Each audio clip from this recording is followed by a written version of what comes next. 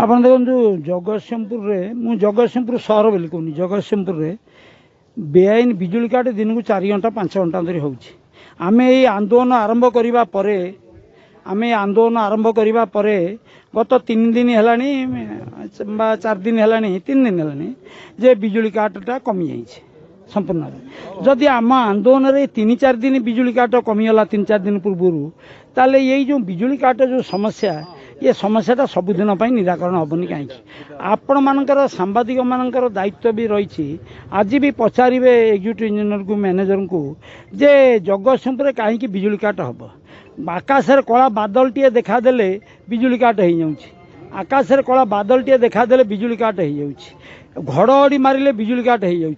परदिन राति घड़घड़ी मारला अवश्य 5 मिनट बिजुली काट करदे कि पुनर्बार बिजुली देले कि आगुरी यहाँ हो नाला बिजुली काट जदि है घंटा 2 घंटा पड़ी रमें नेलु जे जनसाधारण देखु विद्युत काट्रे जनसाधारण क्षतिग्रस्त होती किंतु जनसाधारण एपाई आगुआ होना मत जो मैंने फोन कर बिजुली काट कथा कहते से माने निजे आज सामिल भी होना। तेणु बिजुली काट जो समस्या से समस्या अत्यंत उत्कट समस्या। ये उत्कट समस्या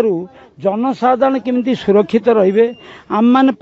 विद्युत उपभोक्ता केमती सुरक्षित रे एवं जो पुरुष मैंने बाहर ना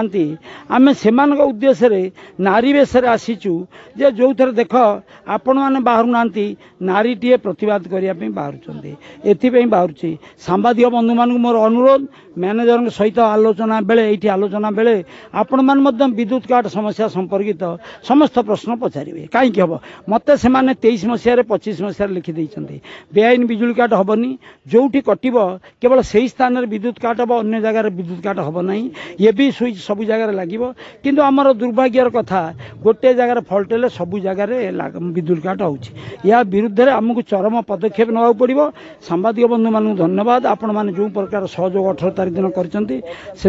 धन्यवाद एवं बिजुली काट समस्याटा जगतसिंहपुर दूरीकरण हो एथिपाई आमर आंदोलन।